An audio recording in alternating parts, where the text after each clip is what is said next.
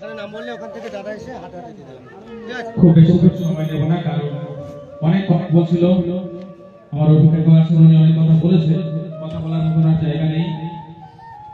একটা কথাই শেষ কথা, তৎসংলগ্ন সময় মানুষের অর্থের অভাব নেই, কিন্তু সবচেয়ে বড় কথা হলো আন্তরিকতা এবং সহনশীলতার অভাব। আমরা যদি আন্তরিকতা এবং সহনশীলতা দেখাই তাহলে কিন্তু আজকের দুস্থ অসহায় মানুষগুলো অনেক বেশি সমৃদ্ধশালী হবে এবং মানসিকভাবে চাঙ্গা হবে। যাই হোক, আমরা আমাদের মাঝে পেয়েছি আমাদের অন্যতম একজন অতিথি, তিনি এই সাহায্যের হাত বাড়িয়েছেন।